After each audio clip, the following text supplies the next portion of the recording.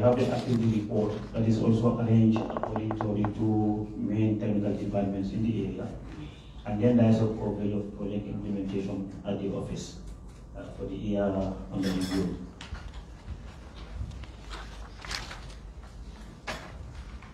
And also just since the executive summary is a summary of what is detailed in the report, and since the entire report has been submitted, then we can start with the introductory chapter, if you would permit. That is on page 1 of the report, that is general introduction.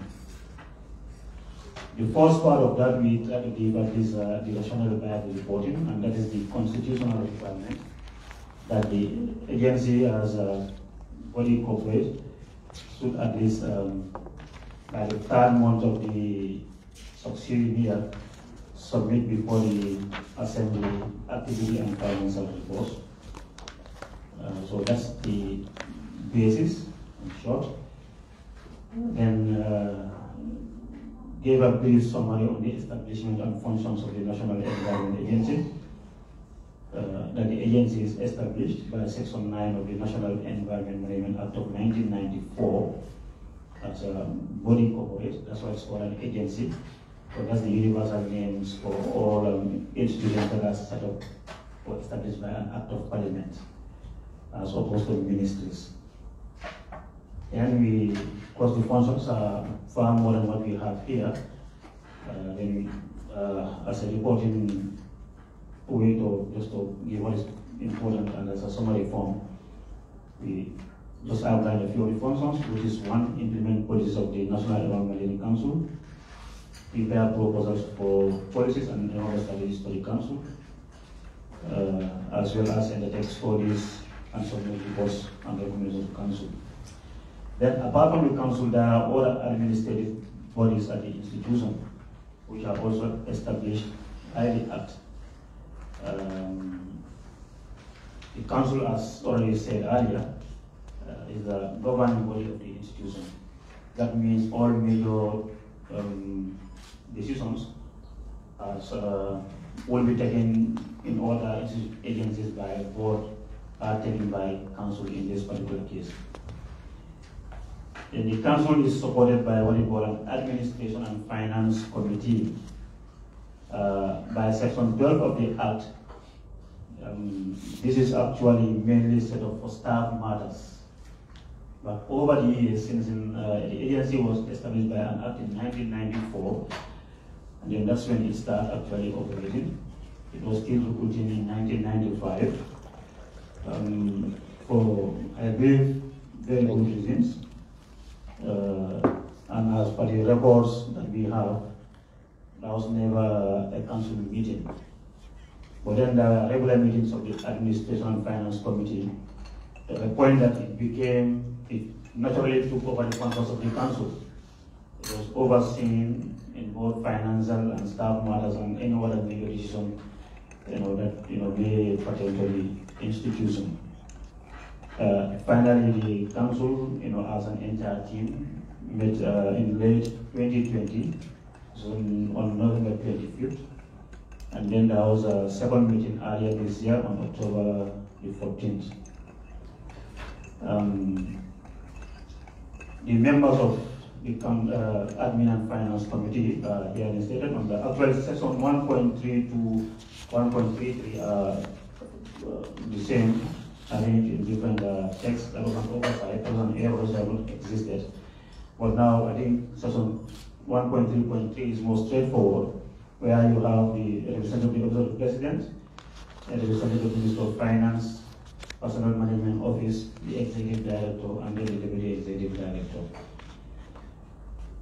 The agency's code of conduct, which is called the Manual of Procedures, the current version is also under review. At the time of its inception, there was no Office of Deputy Executive Director. What they had was a Director of Networks that was overseeing the two technical departments. So that is what is in the document. But that position has long since been abolished and then replaced by a Deputy Executive Director. That's why we have it here. Then you have Technical Advisory Committee, Again, the Act is very specific on this. It says 15 members from public and non-public institutions. That is largely an advisory body to the agency on major decisions on dispute resolutions.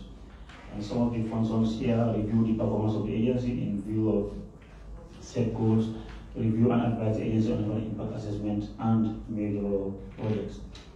So again, this was never fully set because the council never met. I would have given the opportunity to have it set up. It was finally agreed at the meeting of 14th of April 2021, the council meeting of 14th of April 2021. Then you have what you know, we are dealing with the 2019 report. Yes. So I don't know how we can insert the 2020-2021 meetings. We understand that you are trying to give us an update, but it's better to continue with the report, and then ultimately you'll be able to have the opportunity to give us. Thank you. Another statutory body in the Act is technical working groups. The agency has like 10 programs, and each sponsor is dual. One side is regulatory, another side is a coordination of another management. So for the coordination function, each program constitutes a technical working group. And then what the mandatory program, where any institution that has anything to do with this is part of that particular committee. It also establishes local environment committees at the council levels. This is also set under section 17 of NEMA, and the functions coordinate the agency within their jurisdictions, develop local environment plans, initiate and promote bylaws related to the environment. The last part of this chapter, now, how is programming done at the agency? How is it arranged in order to ensure it functions as stated by law? So there is a technical services department. This is largely for regulation, and then the programs of this department are listed in table 1 on the next page 4. One is environmental impact assessment. There is a regulation impact assessment that is largely enforced by this program. There is environmental quality program that perhaps the most popular part of this program is on waste management. There is a hazardous chemicals and pesticides program. As the name implies, it deals with such substances. And again, we have the Gambia is party to international regulations, international laws. So most of these laws are handled by programs under this department. And not the least, we have another legislation and policy program. Legislative reviews, policy reviews are led by this particular program. And the coordinating function of the institution is led by the Intersocial Department, where you have one Agriculture and Natural Resources program that serves as platform for coordination of implementation of economic policy in this country. Then there is a Coastal and Marine Environment program. Again, the coastal environment is home to a number of environmental policies. To the point that the program is set up to bring all these policies together to make sure that we can together. Then you have an environmental education and communication program, environmental information systems program, research and development. The agency has also established regional offices in all administrative headquarters. These are largely for the enforcement of regulations, and these at local level. Then there is a third department of administration and finance, as the name suggests, human resource development, asset management, financial management, and this as a support to actively implementation by the two other programs. In section 2, now we go to the activity by each technical department, by each program. Here we start with the impact assessment program. The way we largely measure the achievement of this program over a period, As the Honorable Minister highlighted earlier, the regulation, there's an EIA regulation 2014, which requires, based on the Schedule A of NEMA, National Environment Act 1994, there is a list of activities which the law requires that they go through an environmental and social impact assessment to determine that, at least to determine whether they are friendly environmentally or not. And then when they are not friendly, there are two options. They could be asked for more improvement before they are allowed to proceed, or totally rejected. And then table 3, we try to summarize the number of applications that are received by this program. That is also broken down into liquefied petroleum gas, which takes a majority of applications. Then there is quarrying, processing, manufacturing, and then the list goes on. Agricultural projects. But as you can see from the table, this is dominated by LPG. A number of them again from fuel vending stations. Then there's an indication of one of them, like the 80 received for LPG, 75 was approved, 3 were denied, and at the time of reporting, those received in 2019, there are 2 pending applications that had to proceed in 2020. Sorry. The environmental quality program, as the name implies, ensures that we have a quality environment for a healthy living. And then you have a number of subsidiary roles. There's an order on plastic ban, there's a regulation on anti-littering, you have standards on environmental quality, and then regulation on discharge of industrial discharge mainly into the environment. Again, the implementation of these are handled by this program. Added to that, there is also a complaints bureau, what is very clear in the Act, to address environmental complaints from the public. There is also a complaints bureau that is also established, and the table 4 summarizes the number of complaints that were received, and then categorized according to the type of complaints that was received in that area.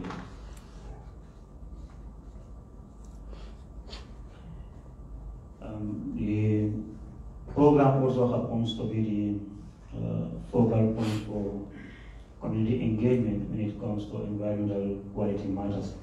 To a point that the agency almost regularly receives requests from communities, requests from schools, requests from NGOs, youth organizations for a number of activities, mainly on cleansing activities in their local environments.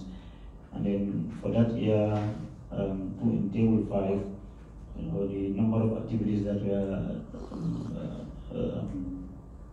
requests were received and where we participated, whether it was a public institution or a private entity or local communities.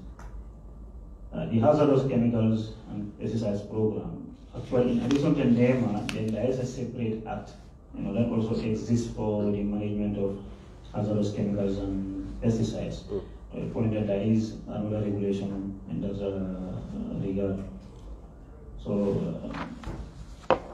now this particular program is mainly established for the enforcement of the hazardous chemicals and pesticides regulations. And then the key activities of the program as outlined: registration of chemicals and pesticides, issuing provisional client certificates, and permits for dealers. But then most of these things are done within the framework of wider regulations in the same area. Because the Gambia is a member to the sorry about that, that's not clearly here. So in table 6, then we try to provide a summary of the operations of the program for that year. Commercial applications, wholesale, warehouse, imports, retail. These are the licenses. The new licenses, renewals that are received for that particular year. And because there are certain groups of pesticides or chemicals that are at least restricted or even totally banned. And then, of course, it is required, it is a requirement that all such substances are labeled in English with the expiry date clearly indicated, which makes facilitates the job of inspectors who go around, to inspect and then look at what is there. If it is expired, it is confiscated. If it is restricted or if it is totally banned, these are confiscated. So we try to provide as well. The program also has programs with international agencies. One of them is UNEP. The Gambia is a member to the Stockholm Convention on Persistent Organic Pollutants. These are substances, largely PCBs, that stay very long in the environment. They degrade, they hardly degrade in a very short time, to a point that they become hazardous to life. Then there was one such program with UNEP. They supported the agency to develop the national implementation plan for the Stockholm Convention. Then there was another support from them, technical assistance for least developed countries. This was also by the United Nations Development Program, all related to management of chemicals under the Stockholm Convention. Not the least of that, such activities is the integration of the National Pesticide Management Committee. As I said, the Gambia is a member of the wider Sahelan Pesticide Committee, and then this requires that at the national level we also have a committee. And then in this case, the NEA is a member, and it is chaired by the Minister of Agriculture. Then there is the National Ozone Office. The Gambia is a party to the Vienna Convention on ozone depleting substances, and then an offshoot of that, the Montreal Protocol, which requires that countries that are party to those international treaties set up national ozone services who are charged with the control of ozone depleting substances. That's mainly so the two functions of that program are trainings conduct regular trainings, because here the main consumer of ozone depleting substances are air conditioners and refrigerators. And then through support from UNEP, UNIDO, and there are continuous training on how to replace most of these machines so that they are compliant with acceptable ozone depleting substances. And then we are required to do annual data collection and then submit to UNEP on the level of compliance of this. So that's the last program on the technical services department. As I said, that is the regulatory arm of the institution. Now the other department, intersectoral department, that's where you have the coordinating function. That's why each program is, this is where the implementation of the various environmental and social policies are coordinated. Just a reminder, our environment is sectorally managed, to a point that each individual sector has a policy. There is a policy for forestry, there is a policy for wildlife conservation, there is a policy for fisheries, there is a policy for energy, there is a policy for water resources. So this means that at least these programs exist to provide a platform where these policies are discussed, and then just ensure that the various departments, the various ministries are working together. So one of the most important of these is the Agriculture and Natural Resources program, the ANR program, and then there is a working group that is again both national and public institutions, NGOs, and even our international partners. Environmental Education and Communication program, as the name implies, there is an environmental education communication strategy that is the implementation of which is coordinated by this particular program. So some of the things that they do, they support the establishment of environmental clubs in school, support the establishment of educational resources centers at schools, and then community outreach and support to publicizing community initiative on environmental matters. And then there is a photographic presentation of some of the few activities that part of the program during 2019. Environmental information systems, as the name implies, is data collection, processing into information to advise decision making through mapping and then the establishment of databases. Program has three main components, units. There is a geographic information system that deals with geospatial database and management. There is a documentation center as well that is also under this program. There is an environmental information system strategy that details out how data, among others, is shared among institutions, trying to come up with a national data model so that at least there's something that all of us are working at the same level if it comes to the sharing of maps and data. The Coastal and Marine Environment Program. As I said, the coastal and marine environment is one of the most important environments in this country, because I think every single environmental policy is very active in the coastal zone and the marine zone.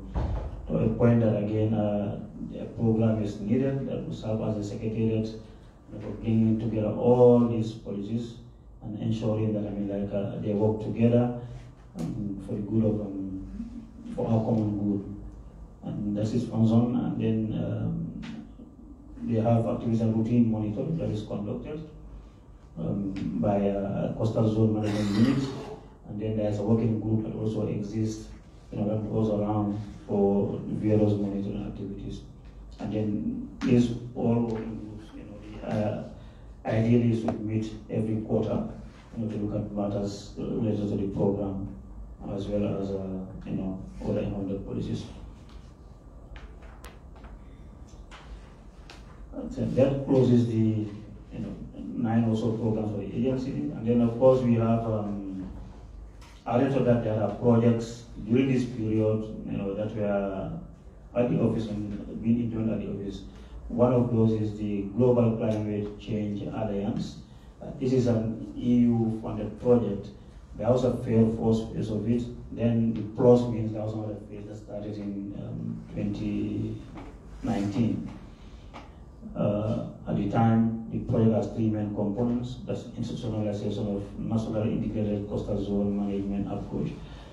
There's another category on knowledge management, and then there's one integration of actions for climate change adaptation. So this project, as I said, is still going on. At the time, it was only project.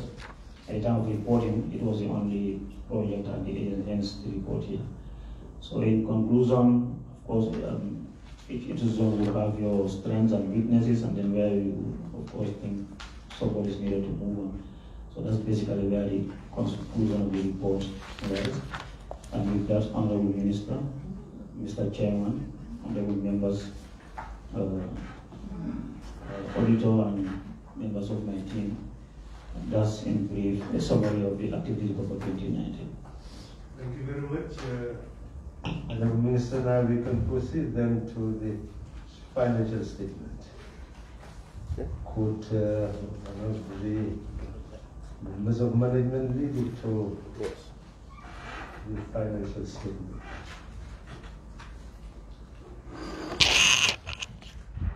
Take us to the page.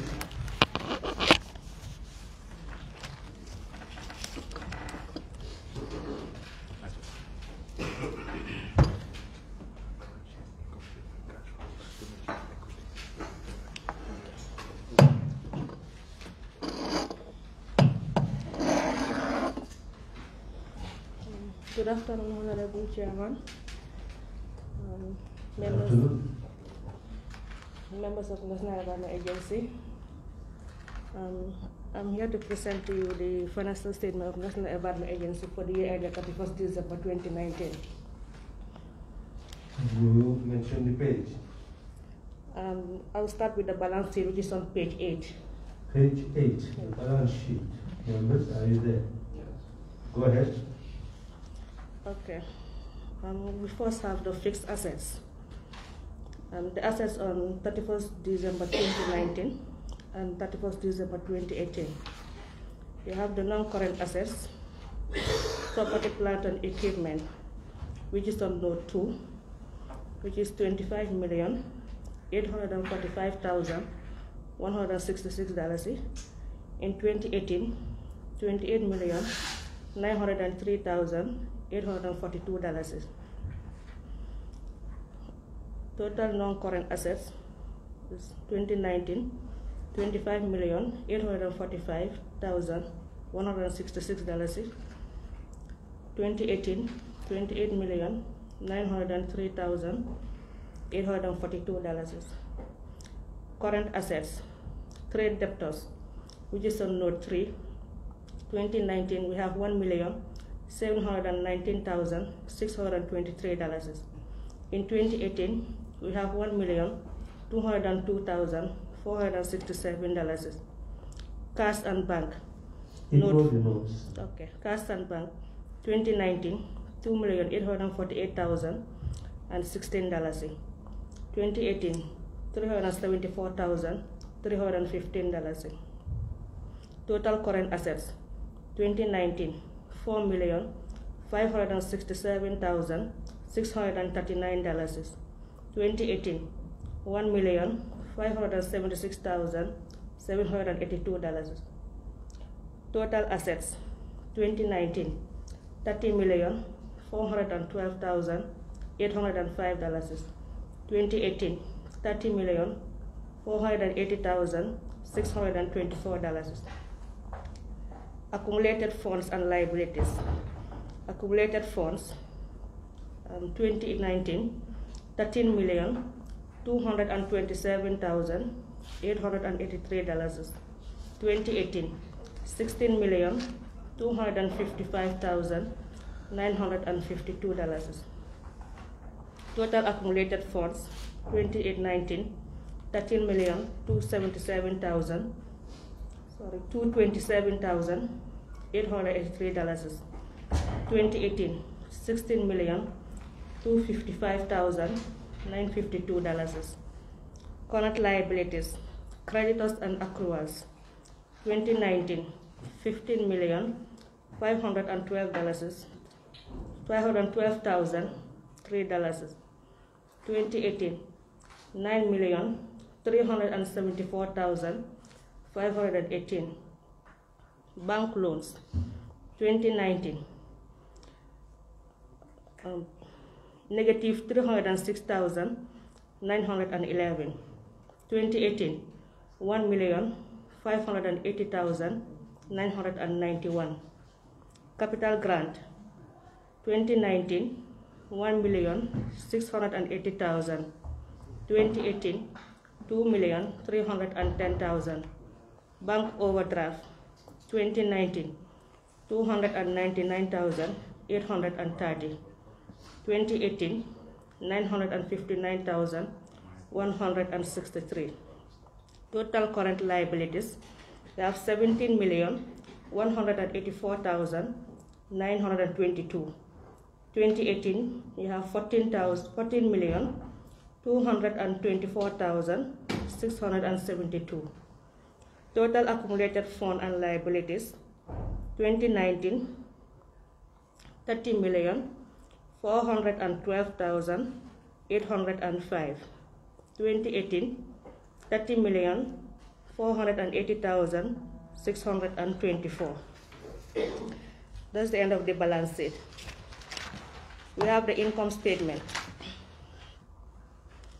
Incomes for 2019, we have $40,875,004. 2018, we have $40,078,592. Expenditure. We have personnel costs. 2019, $19,014,647. 2018, we have $17,304,970. Motor expenses. 2019, $2,695,7 $1,735. 2018, $1,896,367. Administrative expenses. 2019, $7,546,331. 2018, $9,389,073. Generator expenses. 2019, $936,328. 2018, $795,825. Printing and stationery. 2019, $1,221,137. 2018, $241,881. Professional fees. 2019, $363,625. 2018, $149,938. Operating costs. 2019, $2,193,562. 2018, $3,810,298. Repairs and maintenance. 2019, $2,619,119. 2018, $2,178,764. Bank charges and interest. 2019, $56,585. 2018, $65,701. General expenses. 2019, $763,294. 2018, $2,600,892. Monitoring and enforcing expenses. 2019, $1,829,475. 2018, $3,533,454. Travel expenses. 2019, $2,091,809. 2018, $1,434,449. Audit fees. 2019, $272,550. 2018, $272,550. Depreciation. 2019, $5,304,071. 2018, $5,993,949. Foreign exchange losses. 2019, $135,519. 2018 is nil. Total expenditures. They have 2019, $47,043,787, and in 2018, $49,668,111. Deficit for the period. 2019. You should read it as negative minus. Oh, yeah, sorry, it's negative. Could you go back? Okay, total expenditure for 2019 is negative 47 million and negative 47,043,787. 2018, negative 49,668,111. Deficit for the period 2019, negative 6,168,783, and 2018, negative 9,589,519. That's the end of the income statement. We look at the statement of changes in accumulated fund for the year ended 31st December 2019. As at 1st January 2018, you have 27,615,360. That's as at 1st January 2018. Yes. You have deficit for the year, which is negative 9,000,000. heading? Accumulated fund. Under accumulated fund. Deficit for the year is negative 9,589,519. Yes, it's total. You are reading what is there. Yeah, it's the same thing. That's prior year adjustment under accumulated fund. It's good to be mentioning the total. We are verifying whether what is there is the same. correct. Okay. You understand? Yes, I do. Yeah, go ahead. Okay.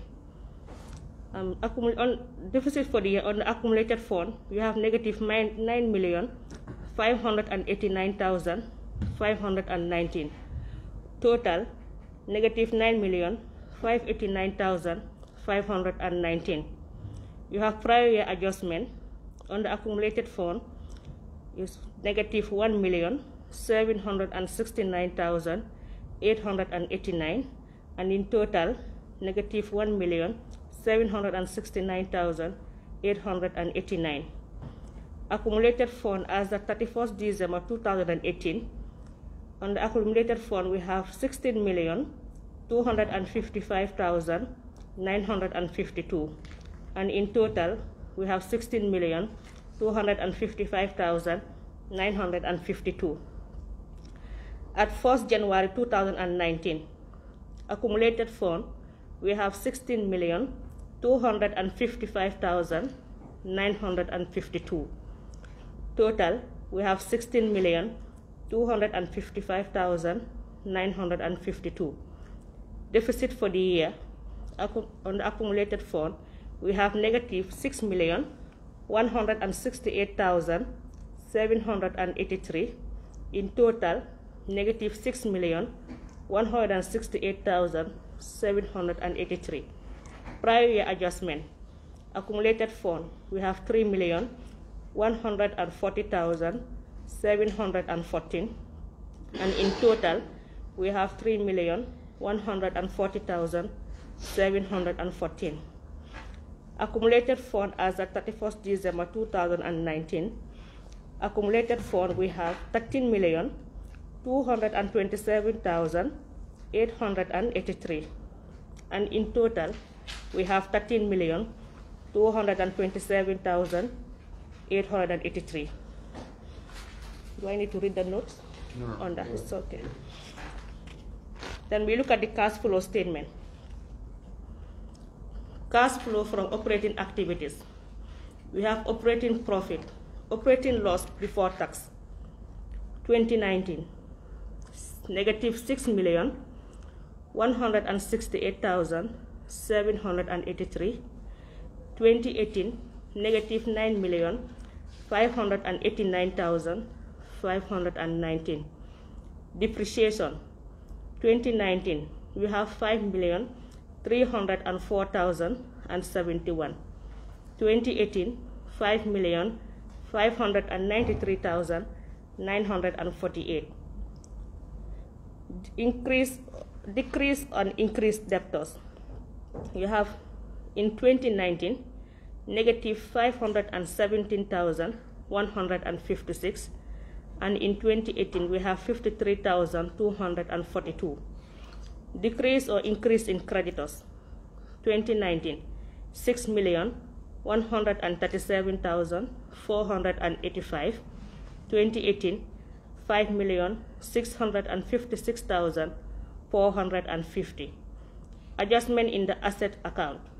In 2019, negative 1,027,187.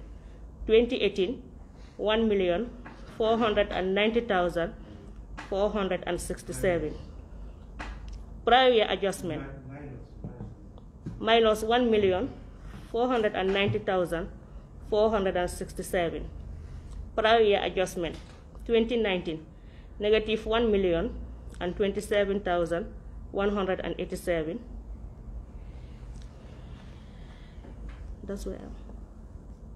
That's the adjustment in the accounts, asset account, which is 2019, 1,127,187.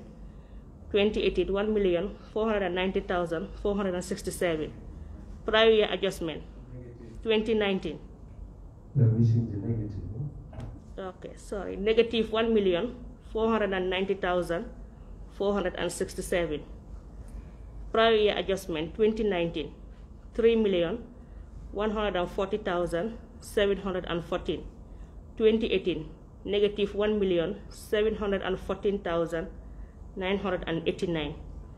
Prior year adjustment in 2019, nil. 2018, you have negative 54,900. Cash flow from operating activities. 2019 is 6,869,144. In 2018 is negative 1,146,235. Cash flow from investing activities. Acquisition of fixed assets. 2019 negative 1,218,208. 2018 3,150,000 negative 3,158,000. Cash flow from financing activities. Bank loans. 2019 negative 1,887,902. In 2018 464,013. Grant realized. In 2019 negative 630,000. 2018 1,470,000. Net cash flow or outflow. 2019 3,133,034.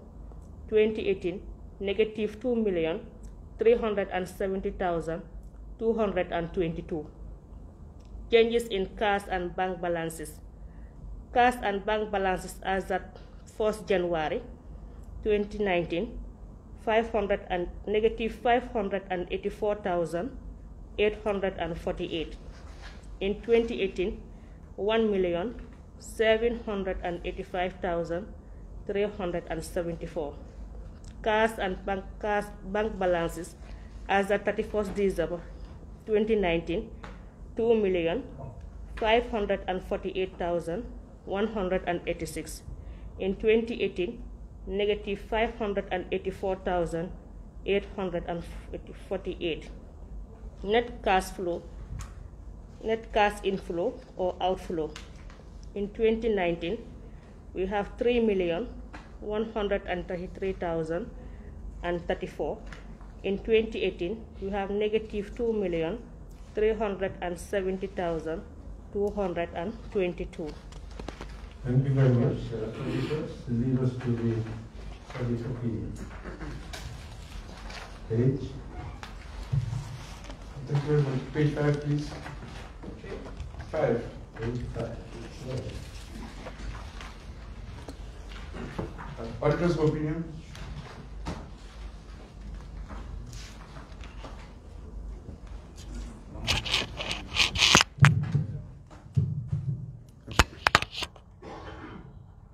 We have audited the accompanying financial statements of the National Environment Agency, NEA, which comprises the balance sheet, the income statement, the cash flow statement, and the statement of changes in accumulated fund for the year then ended, and notes to the financial statements, including accounting policies applicable to the agency. In our opinion, the financial statements give a true and a fair view of the financial position of the agency as at 31st of December 2019, and of its financial performance and its cash flows for the year then ended, and has been prepared in line with the generally accepted accounting principles and in accordance with the NEMA Act 1994. Basis of opinion. We conducted our audit in accordance with the International Standards on Auditing, the ISAs. Our responsibilities under those standards are further described in the auditor's responsibilities for the audit of the financial statements section of our report. We are independent of the agency in accordance with the International Ethics Standards Board for Accountants, the Code of Ethics for Professional Accountants, IASBA Code, together with the ethical requirements that are relevant to our audit of the financial statements in the Gambia. And we have fulfilled our other responsibilities in accordance with these requirements and the IASBA Code. We believe that the audit evidence we have obtained is sufficient and appropriate to provide a basis for our opinion. Do you have any other information?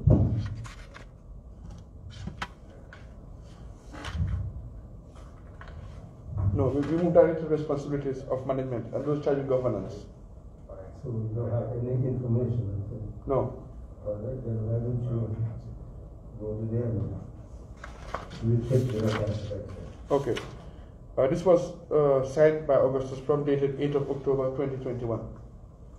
The engagement partner. Okay.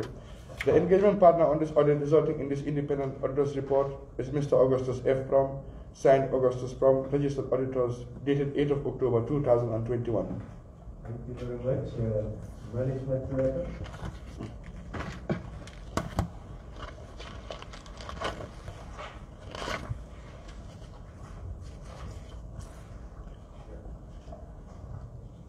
Should I start with the prioritization of findings on page 3? Okay, go ahead. The objective of the management letter report is to communicate appropriately to those charged with governance and management of an entity on information gathered in the course of the audit to give added value to the client.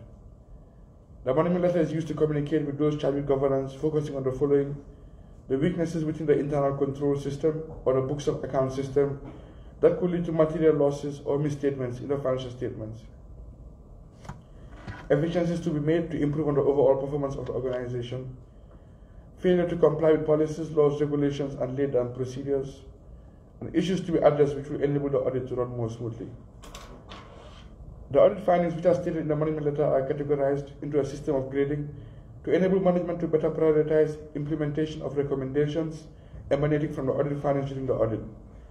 The observations raised during the audit are categorized into 3 different grades, which is as follows. Grade 1, high risk. These are findings that are particularly significant and the urgent involvement of management may be required for their resolution. Grade 2, medium risk. These are findings that may have a significant impact on the control environment or the financial systems, or on compliance which can have a negative impact on operations.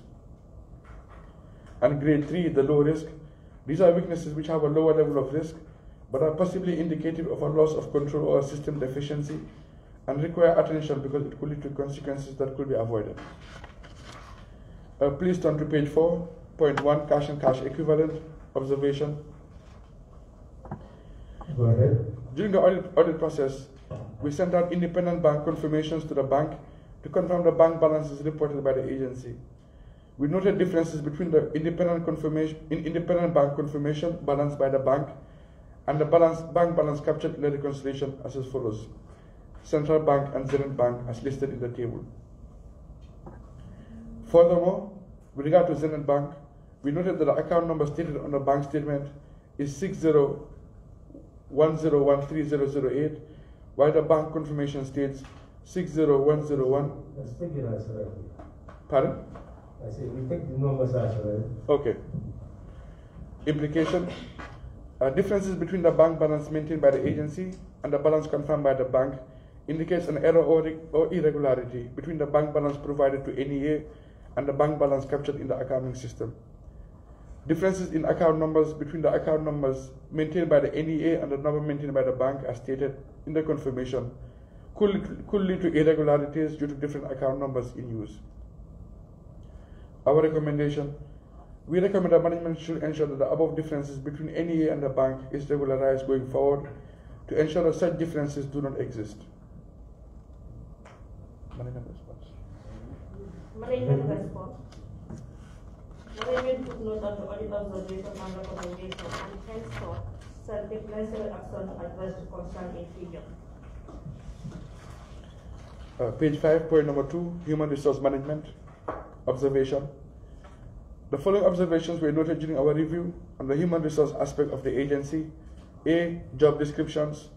A review was conducted on the staff personnel files on new starters, and we noted job descriptions were not in file for review as listed below. B. Leave roster. We requested for the leave roster, but this was not provided for our review. We further requested for the accrued leave for each staff of the agency, but this was not provided for our review. Implication: job descriptions not in file makes us question the basis on which the new starters know their responsibilities within the agency, apart from a verbal confirmation, which is not in line with recommended practice. B. Leave roster. Leave roster and outstanding leave for agency staff not provided by the agency exposes management to a risk of poor monitoring on staff leave, which could lead to cost implications on the agency. Recommendation. We recommend that all employees are to be issued a job description in line with recommended human resource practice, and furthermore, a leave roster should be maintained with staff outstanding leave to further improve on the leave process within the agency. Management response. There is no specific job description for individual staff in their files. Management is working on the matter, and job descriptions will be provided to all staff based on their positions and filed in their personal files for future reference. The Director General has given directives for a comprehensive leave roster to be prepared and observed by everyone before the end of 2021, without any exception, and no outstanding leave areas will be enhanced. Page 7.3, Expenditure Review. Upon our review on the expenses of the agency, we noted the following expenditure transactions with inadequate supporting documents as listed below in the table. Implication. Agency expenditures incurred without receipts or acknowledgement provided for our review means that there is no evidence in fact to ascertain if the invoice was settled. Furthermore, entering into a refurbishment contract without a contract is not in line with the recommended practice for refurbishment. In the event the contract does not deliver as per deliverables, there is no contract in place to guide the agency against financial losses. Recommendation. Management should ensure receipts are obtained after payments are effected to complete the documentary process of the transaction. Contracts should be in place for all future refurbishments in line with recommended practice. Management response. Receipts are not available for the 3 transactions mentioned, and also no contract was signed for the general refurbishment of NPR and NRR applications. Management has noted the implications and will make sure receipts are obtained for all future transactions and contracts signed for all future contracts. Page 8.4, Beneficiary Acknowledgement on Cleaning Items. Observation. During the period under review, we noted cleaning items were bought by societies or organizations to implement cleaning activities. We requested for beneficiaries acknowledging items procured for their activities, but this was not provided by management as listed below. Implication. Evidence of acknowledgement not provided means that there is no documentation trail available to ascertain the beneficiary receiving the items, to trace the transactions from the procurement stage to the society receiving the items from the agency. Recommendation. Management should ensure documentation is in place to act as evidence during the handover stage, which will complete the process to further improve on the monitoring aspect, which will further minimize the risk of irregularities occurring with the items procured. Management response. Point noted. Advised by external auditors to attach supporting documents to confirm receipt by beneficiaries to be attached in the figure. Page 9.5, Fuel Management. The following was noted during our review on the fuel management aspect of the agency. A. Generator time log sheet. During discussions with management with regard to the fuel purchase for the generator, we requested for the time log to compare against consumptions, but it was confirmed to us that the time log is not maintained. We noted the following fuel purchase for the generator based on our sample as listed below. Fuel issues. We noted the following fuel issues were not signed by the recipient in the fuel logbook during the collection of coupons to ascertain the level of duty segregation in the distribution process, as listed below. Implication. Management not maintaining a generator time log exposes management to a risk of poor monitoring due to the absence of a mechanism to link the fuel supplied for the generator against the consumption time run. Recipients not signing the fuel log during collection of fuel coupons means that there is no evidence to ascertain that the person receiving the fuel, which could lead to irregularities due to inadequate evidence to confirm adequate duty segregation between the coupon holder and the receiving personnel. Our recommendation: management should ensure a generator time log is developed to further improve on the controls and monitoring on fuel purchased. Recipients are to sign the log when receiving the coupons, which will act as evidence on the duty segregation process on fuel. Management response. Here on the time log sheet. Management took note of the audit report's suggestions and recommendations and the concerns. Management has henceforth instituted a log sheet for the generator to compare the amounts purchased and that consumed for control process. Fuel issues. The concern well noted. For more effective and efficient control of fuel distributions to vehicle users, management has put in place a fuel logbook to be signed by all recipients, irrespective of their status, as evidence for amount of coupons received. Page 11.6, income. The following observations were noted during our review on the income received during the year. A. Acknowledgement on revenue received. During our review on revenue or subvention received, we noted the following income categories with no acknowledgement sent to the source to ensure that the document trail is complete, mainly for government subvention, tax on second-hand goods, and royalties from sand mining. B. Development fees, environmental impact assessment. The following income was received in relation to development fees, but invoices were not raised as listed below. Implication A. Acknowledgement on income or subvention. Receiving income or subvention without sending an acknowledgement to the sender implies an incomplete document trail. Furthermore, in the event the agency receives the wrong amount due to error by the sending bank, it will be difficult for the sender to determine this, considering the acknowledgement is a key mechanism to detect such. B. Invoice is not raised. Receiving income from development fees without raising an invoice means that there is no documented basis of the invoice received.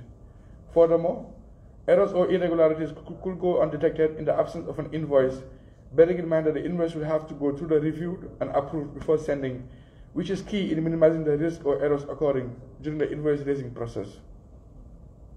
Recommendation: management should look into the above, which will further improve on the income process within the agency. Management response. A. Acknowledgement on revenue received. The issuing of receipts for revenues received is an effective management control for confirming amounts received or reconciling difference in revenues reported. This control mechanism shall be applied on all revenues received, regardless of mode of payment, example, direct credit transfers. Management therefore agrees with the audit report on this point and will be acknowledging payments by issuing receipts through direct credit transfers. B. Development fees. Environment impact assessment. Management has also agreed with external auditors' concern on this point and shall establish an invoicing system for the 1% developmental fees payable and not rely on the bank statement to recognize the revenue after. For the amount of $1,092,080 for 1% developmental fees for service station and revival plant at 𝗪 not captured. See General Adjustment Reference Number.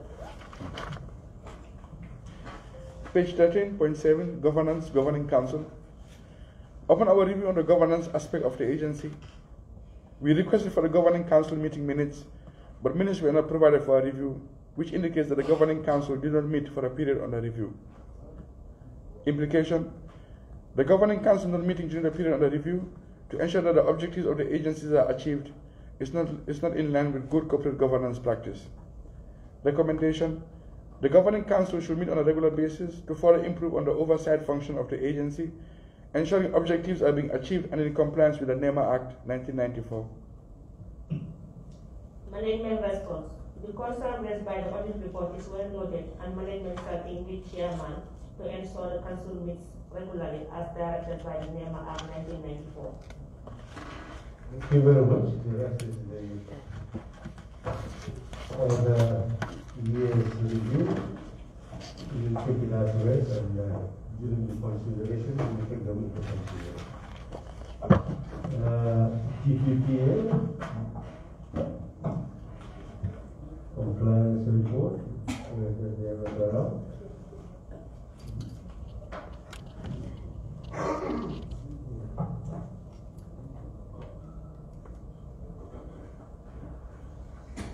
Yes, they will come and explain that during the consideration stage.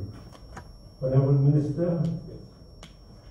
that is the end of the exercise since TPPA is not allowed to give the compliance report on first year. We thank you for being present, to guide your team, and we will have the consideration stage on the 25th of January at 11 a.m. Hopefully 25th January, 11 a.m. So we'll adjourn anyway till 25th January at 11 p.m. If anyone needs, then the members adopt that particular proposal, which is part of our program. If there is any statement you wish to make, Honorable Minister, you may have a few minutes to make them. The exercise is now complete. You have your end, and now you will be able to receive our end on the 25th of January 2022 at 11 a.m. when the members will have the duty to consider the reports presented and raise any question that may need further elucidation or any question that needs clarification. That's how we start. Thank you very much, Mr. Chair. I don't have much to say, but to say you and your team, thank you very much for the opportunity. And we look forward to the 25th when we will raise some questions and the team will be in position to elucidate some of the points that are raised. But I know that some of the concerns raised by the audit, these are recording issues, but some of them have been overtaken by other events that will be further explained perhaps maybe at the next session. Yes, this is 2019. Yes, 2019. That's the danger of backlog. Yes, yes. They are overtaken by events you've already put in place. So thank you very much, Mr. Chair, and we look forward to see you on the 25th. Thank you very much, Honorable Minister. Members, let me put the question that you make a motion for adjournment. It is moved that we adjourn until the 25th to consider the report, activity report and financial statement of the National Environmental Agency for the year ended 31st December 2019. Any secondment? It is moved and seconded. Those in favor say aye. Aye. Those not in favor say no. The ayes have it. Honorable Minister, you are released until we see you again on the 25th.